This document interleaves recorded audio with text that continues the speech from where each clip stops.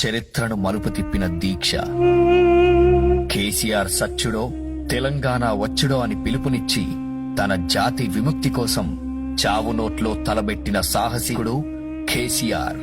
కేసీఆర్ శవయాత్రన, తెలంగాణ జైత్రయాత్రన అంటూ ఋషిలా, తపస్విలా, మహాయోగిలా సాగించాడు దీక్ష.